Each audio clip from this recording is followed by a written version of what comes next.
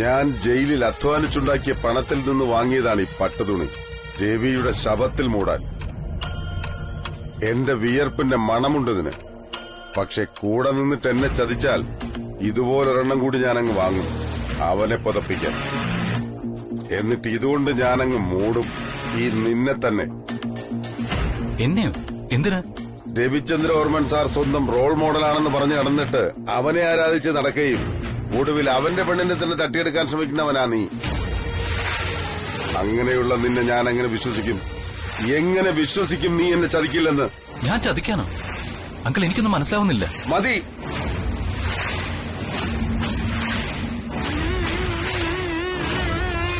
നീ നിന്റെ ഭാവി അമ്മായിയപ്പനുമായി ഹോട്ടൽ ഡിസ്കഷനിലാണെന്നാണല്ലോ ഞാൻ അറിഞ്ഞത്. ഭാവി അമ്മായിപ്പനോ? യു മീൻ ആ സുദർശൻ ദോസ്ത്? My God. അങ്ങനെ വന്നത് സത്യം തന്നെയാ, സമ്മതിക്കുന്നു. ചിലപ്പോ ശ്രീലക്ഷ്മിയുടെ കല്യാണക്കാര്യത്തെ കുറിച്ച് സംസാരിക്കാൻ വന്നതായിരിക്കും. പക്ഷെ ആ പയ്യൻ ആരാണെന്ന് എനിക്കറിയില്ല. ഞാൻ അവളുടെ ക്ലോസ് ഫ്രണ്ടാണ് ആ മനുഷ്യന്റെയും. അവളോട് ആ മനുഷ്യനെ നേരിട്ട് പറയാൻ ബുദ്ധിമുട്ടുള്ളതുകൊണ്ട് എന്നെ ആ ജോലി ഏൽപ്പിക്കാനാവും എന്നെ കാണാൻ വന്നത്. അറിയില്ല എനിക്ക്, സത്യം. അല്ലാതെ അങ്കിൾ ഈ പറയുന്ന ഒരു പ്രണയവും ഞങ്ങൾ തമ്മിലില്ല. I promise. തീർച്ചയാണോ? ഉറപ്പ്? തീർച്ചയാണ്, ഉറപ്പ്. എങ്കിൽ എനിക്കിനി ഒരു ചോദ്യവുമില്ല. നോക്ക്, എന്റെ മനസ്സിൽ സഹതാപം, ഇഷ്ടം, ദയ തുടങ്ങിയ ഒരു വികാരങ്ങളുമില്ല എന്ന് നീ മനസ്സിലാക്കണം. ഉള്ളത് പകയാണ്, പക മാത്രം. 20 വർഷമായി ഞാൻ പാകപ്പെടുത്തിയെടുത്ത ഒരേ ഒരു വികാരം. അവളുമായി കൂടുതലെടുത്ത് നീ എന്റെ നീക്കങ്ങൾ ചോർത്തിയാൽ ഇനി പറച്ചിലില്ല, ഉതപ്പിക്കും ഞാൻ ഇതേ പട്ടുകൊണ്ട്. ഓർത്താൽ നിനക്ക് നല്ലത്.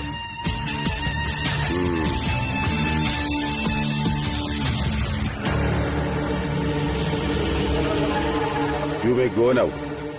എടുത്ത സാധനം തിരികെ വെച്ച് നിനക്ക് പോകാം.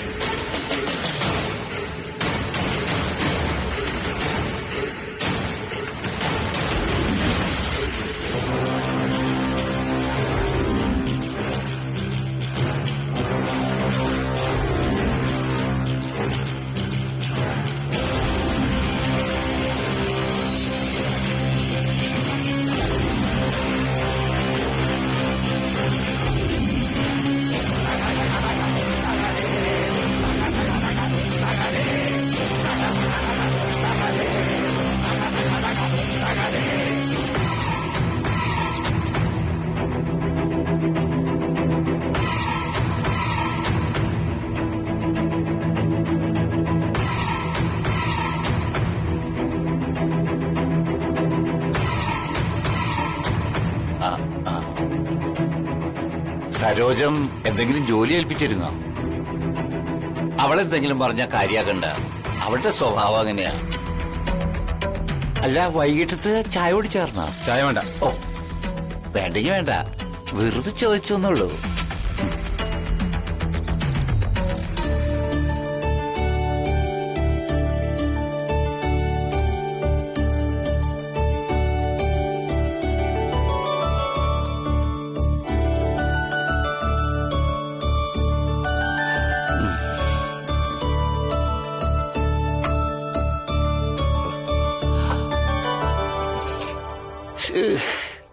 സരോജം, ഒരു ഗ്ലാസ് വെള്ളം താ.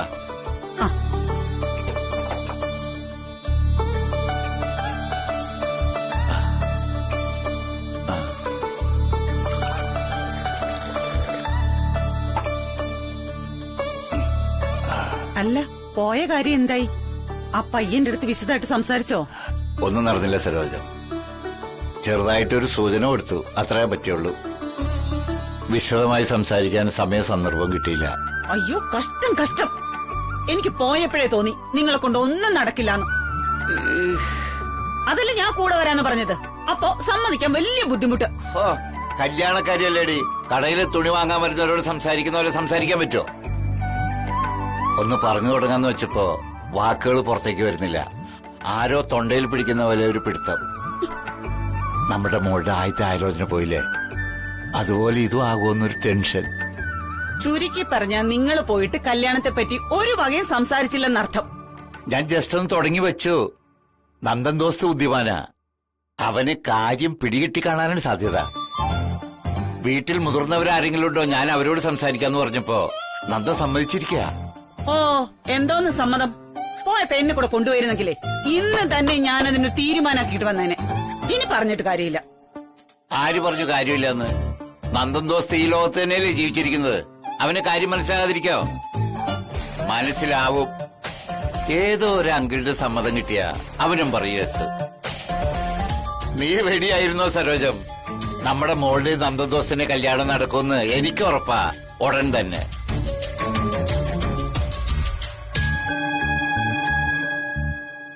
എന്റെ കരിക്കുത്തിയമ്മേ, ഒരു തടസ്സവും ഇല്ലാതെ എല്ലാം ഭംഗിയായിട്ട് നടന്നാ മതിയായിരുന്നു.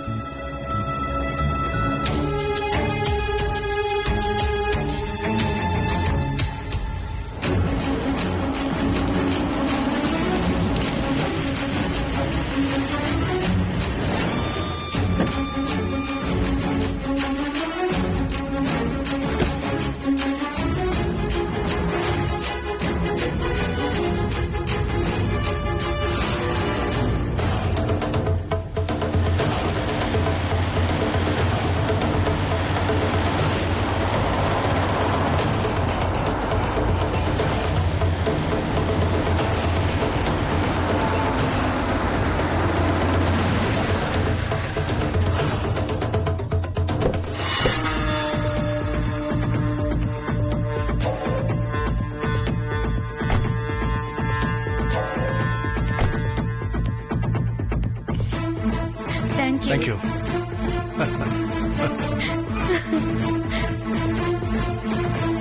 സർ, രണ്ടുപേരും ഒരേ സമയം സംസാരിച്ച വീട്ടിലെ വിരുന്നുകാര് വരുന്നാ പറയാറുള്ളത്. ബെസ്റ്റ്. ഞാനിപ്പോ കോളേജിൽ പോകുന്ന ഇതൊക്കെ പഠിക്കാനാണ്. These are mere superstitious. ആയിരിക്കും. ഇതൊക്കെ പലരും പറഞ്ഞു കേട്ട് പഠിച്ചതാ. ഇതുപോലെ കുറെ ഉണ്ട് സർ. മഴയും വെയിലും ഒരുമിച്ച് വന്ന കുറുക്കന്റെ കല്യാണാണെന്ന് പറയും. വീട്ടിൽ പാത്രത്തിൽ പാല് തിളച്ചു തൂകിയാൽ പണം വരുന്നു പറയും. കാക്ക കരഞ്ഞ വിരുന്നുകാര് വരുന്നു പറയും. അങ്ങനെ അങ്ങനെ അങ്ങനെ. മതി മതി മതി. ഏതെങ്കിലും ഒരു ദിവസം ഞാൻ അവധി എടുത്തിട്ട് വന്നോളാം. എന്നിട്ട് ബാക്കി കേട്ടോളാം. പോരെ? ചെലപ്പോ തോന്നും ഇതൊന്നും വെറും തമാശയല്ലാന്ന്. ഉദാഹരണത്തിന് ഇപ്പൊ നമ്മൾ ഒരുമിച്ച് സംസാരിച്ചില്ലേ, അപ്പൊ വീട്ടിലൊരാള് വിരുന്നിന് വരുന്ന പോലെയാണ്. അതാരാ വിരുന്നുകാരൻ? മറ്റാര്? സാറ് തന്നെ. സാറാണ് ഇന്ന് സുദർശനം വീട്ടിലെ നമ്മുടെ സ്പെഷ്യൽ ഗസ്റ്റ്. ശരി, സമ്മതിച്ചു. അത് സത്യമാണ്. ഞാൻ നിങ്ങളുടെ ഗസ്റ്റാ. പക്ഷേ സ്പെഷ്യൽ ഗസ്റ്റ് ഞാനില്ല. അവിടെ നിൽക്കുന്ന ആ സാറാണ്.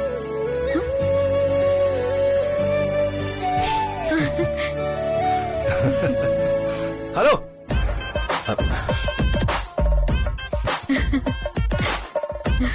നോക്ക്, ചമ്മി നിൽക്കുക നമ്മുടെ Rajaram sir.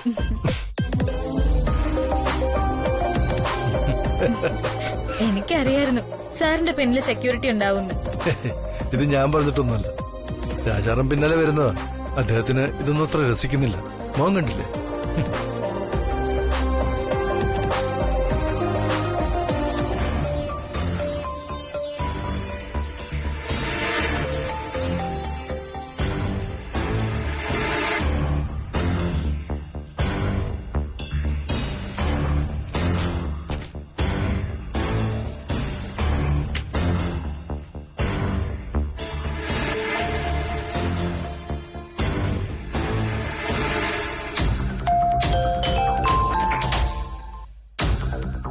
Hello Sandra madam. എവിടെയാണ് രാജാറാം സർ? വിശേഷങ്ങളൊന്നും അറിയാൻ പറ്റുന്നില്ലല്ലോ. വിശേഷങ്ങൾ അങ്ങനെ സംഭവിച്ചുകൊണ്ടിരിക്കുകയല്ലേ സാന്ദ്ര മേഡം. കുറച്ചു കാലമായി മോർച്ച കൊട്ടിവെച്ചിരുന്ന മാഡത്തിന്റെ ബ്രഹ്മാസ്ത്രം ലക്ഷ്യത്തിലെത്തിയിരിക്കുകയാണ്. ആണോ? ആയുഷോ? അതെ സാന്ദ്ര മേഡം. നീരേറ്റ് കോളനി സുദർശനം വീട്ടിൽ മിസ്റ്റർ സുദർശനൻ വർമ്മൻ ഗ്രൂപ്പിലെ നന്ദനെ മീറ്റ് ചെയ്ത് കഴിഞ്ഞിരിക്കുന്നു. Oh my God, what a news Rajaram sir. അപ്പൊ ഞാൻ അവളുടെ കഴുത്തിലിട്ട് ആ കയറൊന്ന് മുറുകി തുടങ്ങിയല്ലേ? അതെ അതെ, ആ താലിക്കയർ മുറുകി തുടങ്ങിയെന്ന് പറയാം.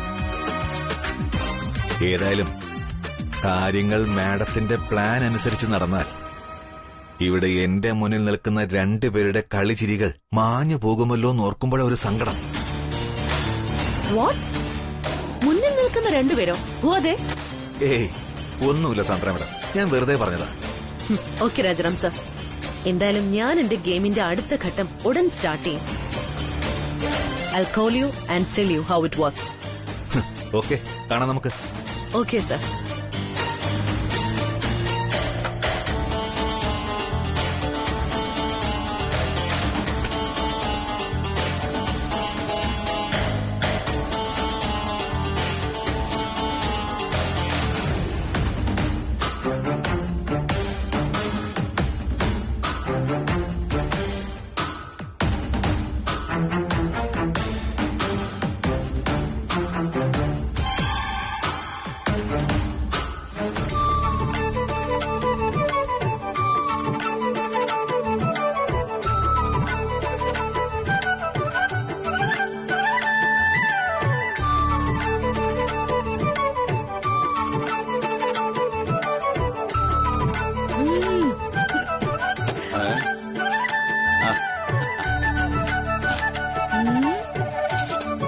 ആഹാ, സരോജം, ഇതിന്റെ ടേസ്റ്റ് ഒന്ന് നോക്കിയേ. എല്ലാം പാകമല്ലേ ഇന്ന്?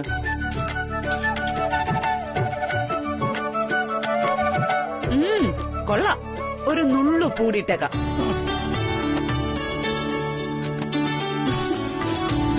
ഏതായാലും ആ നന്ദൻ എത്ര നന്ദി പറഞ്ഞാലും മതിയാവില്ലെന്ന് എനിക്ക് തോന്നുന്നത്. അതെത്തിരി കാര്യം, നന്ദനോട് നന്ദി പറയാൻ. അല്ല, നിങ്ങൾക്ക് ഈ അടുക്കളപ്പണിയൊക്കെ പഠിക്കാൻ കാരണം ആ നന്ദനല്ലേ?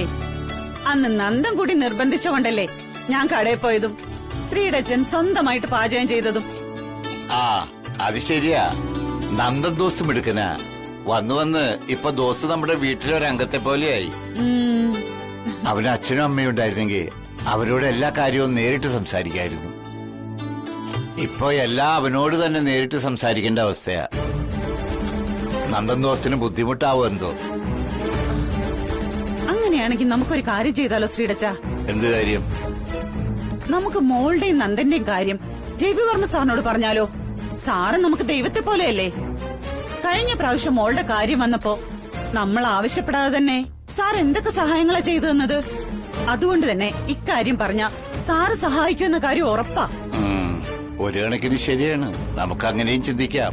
പക്ഷെ ഇടയ്ക്കിടയ്ക്ക് ഓരോന്ന് പറഞ്ഞ് സാറിനെ ഇങ്ങനെ ബുദ്ധിമുട്ടിക്കുന്നത് ശരിയാണോടി? പകരം വേറൊരു വഴി നോക്കിയാലോ? നമുക്ക് സാന്ദ്ര മാഡത്തിനോട് സംസാരിക്കാം. മുൻപൊരു ഫോൺ സംഭാഷണത്തിൽ നന്ദനെയും മോളെയും സാന്ദ്ര മാഡത്തിന് വലിയ കാര്യമാണെന്നാ എനിക്ക് തോന്നിയത്. അവരെ ഓഫീസിൽ ഇണക്കിളികളെന്നാ വിളിക്കുന്നതെന്ന് നല്ല ചേർച്ചയാണെന്നൊക്കെ മാഡം എന്ന് പറഞ്ഞു.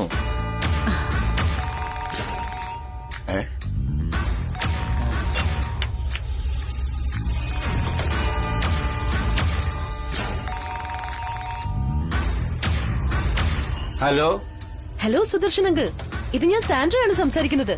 ശ്രീലക്ഷ്മിയുടെ ഓഫീസിലെ സാൻഡ്ര. ഓ, അയ്യോ, മാഡത്തിന് 100 ആയുസ. ഞാനിപ്പോ മാഡത്തിന്റെ പേര് പറഞ്ഞ് നാവെടുത്തില്ല, അപ്പോഴേക്കും ദാ മാഡത്തിന്റെ ഫോണെത്തി. ഭയങ്കര ടൈമിംഗ്. പിന്നെ എന്താ മാഡം വിശേഷിച്ച്? ഏയ് വിശേഷമായിട്ടൊന്നുമില്ല. എനിക്ക് ശ്രീലക്ഷ്മിയോട് അല്പം സംസാരിക്കണമായിരുന്നു. അവളുടെ ഫോൺ കിട്ടുന്നില്ല, അതുകൊണ്ട് അങ്കിളിനെ വിളിക്കാമെന്ന് വിചാരിച്ചത്. അയ്യോ, മോൾ ഇതേവരെ കോളേജിൽ നിന്ന് വന്നില്ലല്ലോ മാഡം. എന്തെങ്കിലും പ്രത്യേകിച്ച് പറയാനുണ്ടെങ്കിൽ? ഏയ് നത്തിങ് ഇമ്പോർട്ടന്റ്. ഞാൻ അവളെ പിന്നെ വിളിച്ചോളാം. അല്ല, ഫോൺ എടുത്തപ്പോ നിങ്ങൾ അവിടെ എന്നെ പറ്റി എന്തോ സംസാരിക്കരുതെന്ന് പറഞ്ഞല്ലോ. എന്തെങ്കിലും പ്രത്യേകിച്ച് കാര്യങ്ങള്? അല്ല പിന്നെ മാഡം, അല്ല ഞങ്ങക്ക് മാഡത്തിന്റെ ഒരു സഹായം വേണ്ടിയിരുന്നു, അതാ സംസാരിച്ചത്. സഹായോ? എന്ത് സഹായം? ചോദിച്ചോളൂ. അത് പേഴ്സണൽ വിഷയം മാഡം. മോളെ പറ്റിയാ, ശ്രീലക്ഷ്മിയെ പറ്റി. ആഹാ, അത് കൊള്ളാലോ. അത്രയ്ക്ക് പേഴ്സണൽ വിഷയമാണെങ്കിൽ ഒരു കാര്യം ചെയ്യൂ, സമയമുള്ളപ്പോ നമുക്ക് പുറത്തു വെച്ച് സംസാരിക്കാം. ഓഫീസിൽ വേണ്ട, നേരിട്ട്. ശരി madam, thank you very much. വലിയ സന്തോഷമായി ഞങ്ങൾക്ക്, വലിയ സന്തോഷം.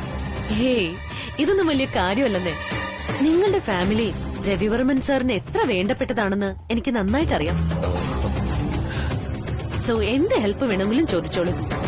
ഞാൻ സാറിനോട് പറഞ്ഞ നേരിട്ട് ചെയ്യിപ്പിച്ചു തരാം.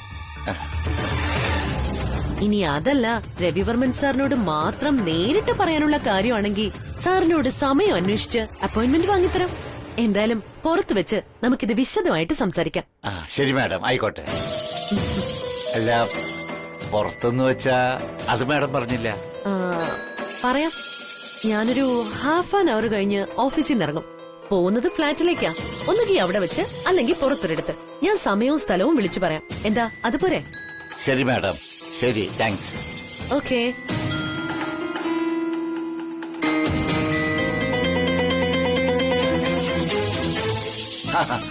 സരോജം, ലോട്ടറി അടിച്ചിടി, ലോട്ടറി.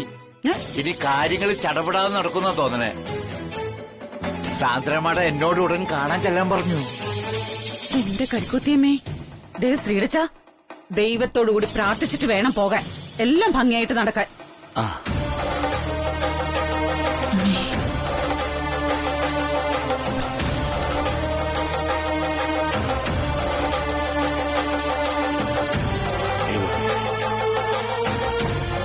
ദേവി കാത്തോളനെ.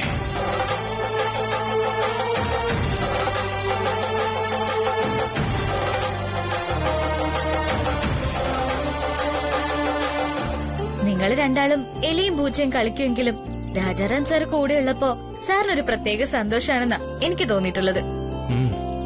അത് ശരിയാ. എന്റെ സ്ട്രെങ്ത് രാജാറാമ, അയാളുടെ വീക്ക്നെസ് ഞാൻ. Actually it's A give and take phenomena. എല്ലാ ആത്മാർത്ഥ സൗഹൃദത്തിലും ഇത് സംഭവിക്കാറുണ്ട്. അതെ സർ, എനിക്കും കൃഷ്ണയ്ക്ക് ഇതുപോലെയാ. ഞങ്ങൾ അടികൂടുകയും ചെയ്യും, കൂട്ടുകൂടുകയും ചെയ്യും. Given and take phenomena.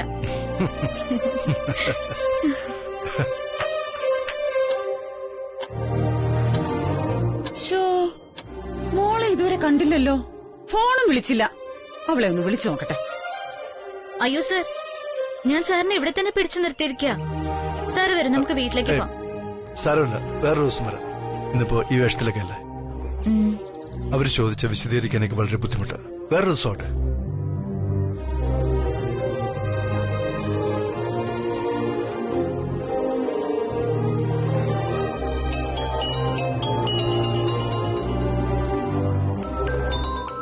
അയ്യോ സർ, ദേ അമ്മ വിളിക്കുന്നു. എടുത്ത് സംസാരിക്കേ. ഹലോ അമ്മേ. ശ്രീ, നീ ഇതെവിടെയാ? അമ്മ, ഞാനിവിടെ കോളനി തന്നെ ഉണ്ട്, മുൻഭാഗത്ത്. എന്താടി, കൃഷ്ണയായിട്ട് കത്തി അടിച്ചോണ്ട് നിക്കാണോ അവിടെ? വേഗം വീട്ടിലോട്ട് വാ. വരുന്നമ്മേ. ദേ രവി സാർ എന്നെ ഇവിടെ കൊണ്ടാക്കിയത്. ഞാൻ സാറിനോട് സംസാരിച്ച് നിൽക്കായിരുന്നു ഇവിടെ. അയ്യോ, രവിവർമ്മ സാർ വന്നോ? എന്നാ പിന്നെ സാറിനെ വീട്ടിലോട്ട് വിളിച്ചോണ്ട് വരാത്ത എന്താ? ഇല്ലമ്മേ, സാറിന് തിരക്കാ. വേറൊരു ദിവസം വരാന്ന് പറഞ്ഞു. ശരി ശരി, എന്നാ നീ വേഗം വാ. അച്ഛൻ ദേ ഇവിടെ പുറത്തേക്ക് പോകാൻ ഇറങ്ങാ. ശരി.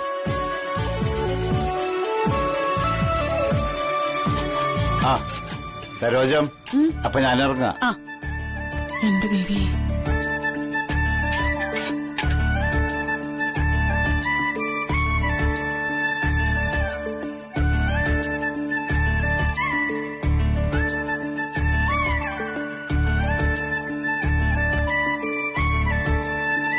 ദയവ് ചെയ്ത് കൂടെ വരരുത്. കാല് പിടിക്കാം. എന്റെ നല്ല പ്രായത്തിൽ പോലും ഒരു സെക്യൂരിറ്റി ഇല്ലാതെ ഞാൻ ജീവിച്ചത്. ഈ വയസ്സുകാലത്ത് ഇനി അതിന്റെ ആവശ്യമില്ല. പിന്നെ ആരെങ്കിലും എന്നെ തട്ടിക്കൊണ്ടുപോയാ അവര് നാണം കെടുള്ളൂ. സംശയം ഉണ്ടെങ്കിൽ ദേ ഇത് നോക്കിയേ.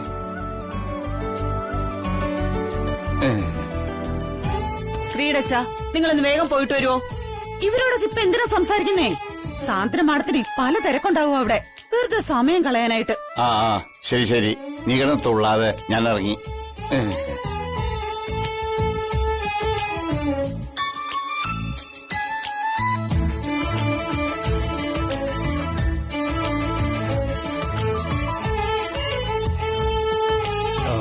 ശരി ലക്ഷ്മി, ഇനി വൈകിക്കണ്ട, പോയിക്കോളൂ. നമുക്ക് കാണാം. പിന്നെ ഓരോന്നാലോചിച്ച് സമയം പാഴാക്കരുത്. പരീക്ഷ കഴിയും വരെ പഠിത്തം മാത്രമേ തലയിൽ കയറാവൂ. അതിന് താൻ ആവശ്യപ്പെട്ട പുസ്തകം വാങ്ങിച്ചു തന്നത്. ശരി സർ, ഞാൻ പഠിച്ചോളാം. Okay, bye.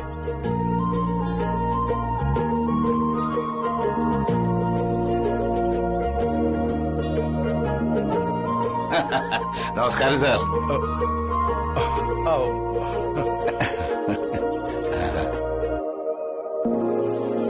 നമസ്കാരം. നമസ്കാരം. ശ്രീലക്ഷ്മിയുടെ അച്ഛന് സുഖമല്ലേ? സുഖമാണ് സാർ. അല്ല, സാർ എന്തിനാ ഇവിടെ ഒന്നും സംസാരിക്കുന്നത്? വീട്ടിലേക്ക് പോവാം സാർ. വരൂ. കുഴപ്പമില്ല, ഇറ്റ്സ് ഓക്കെ. വേറൊരു ദിവസം വരാം ഞാൻ. അച്ഛാ, സാർ എനിക്ക് കിട്ടാതിരുന്ന 2 ബുക്ക് കൊണ്ടുതരാൻ വന്നതാ. സാറിന് എന്തോ അത്യാവശ്യം ഉണ്ടെന്ന് പറഞ്ഞു. അതാ ക്ഷണിച്ചിട്ടും കേറാത്തെ. ബുക്കോ? അതെ, ഞാൻ രാവിലെ അച്ഛനോട് പറഞ്ഞിരുന്നു ബിസിനസ് മാനേജ്മെന്റിന്റെ ബുക്ക് വായിക്കാൻ ലൈബ്രറി പോവൂന്ന്. പക്ഷെ എനിക്ക് ലൈബ്രറി പോവാൻ പറ്റിയില്ല. ഇപ്പൊ ആ ബുക്ക് സാറ് കൊണ്ടു തന്നു. ഇനി എനിക്ക് സമാധാനമായിട്ട് പഠിക്കാം. Thank you sir. സാറ് നമുക്ക് വേണ്ടി എന്തെല്ലാം സഹായങ്ങളാണ് ചെയ്തുകൊണ്ടിരിക്കുന്നത്. ഒരിക്കലും മറക്കില്ല സാർ ഇതൊന്നും. അങ്ങനൊന്നുമില്ല. ശ്രീലക്ഷ്മി നന്നായി പഠിച്ച് എക്സാമിന് നല്ല മാർക്ക് വാങ്ങണം. അതല്ലേ ശ്രീലക്ഷ്മിയുടെ അച്ഛന് വേണ്ടത്? അതല്ലേ നമുക്ക് വേണ്ടത്? അതെ സാർ, അതാണ് എന്റെ സ്വപ്നം. കറക്റ്റ്. ആ സ്വപ്നം പൂർത്തീകരിക്കാൻ ഞാൻ മുമ്പ് അങ്ങോട്ടൊരു വാക്ക് പറഞ്ഞിരുന്നു, ഓർമ്മയുണ്ടോ? ശ്രീലക്ഷ്മി ജോലി ചെയ്യുന്നതിനോടൊപ്പം തന്നെ പഠിക്കുകയും ചെയ്യട്ടെ എന്ന്. ആ വാക്കാണ് ഞാൻ കാത്തു സൂക്ഷിക്കാൻ ശ്രമിക്കുന്നത്. രവിവർമ്മന് വാക്കിന് ജീവന്റെ വില. ഞാൻ മനസ്സിലാക്കുന്നു സാർ. വാക്ക് പറഞ്ഞിട്ട് സമയമാകുമ്പോ കാലുമാറുന്ന ആളുകളുള്ള ഈ കാലത്ത് പറഞ്ഞ വാക്ക് കാത്തു സൂക്ഷിക്കുന്ന സാറിനെ പോലുള്ളവർ അപൂർവ. നന്ദിയുണ്ട്, ഒരുപാട് നന്ദിയുണ്ട് ഞങ്ങൾക്ക്. അച്ഛാ, രവി സാർ എനിക്ക് ബുക്ക് മാത്രമല്ല തന്നത്, എന്നെ അമ്പലത്തിലും കൊണ്ടുപോയി.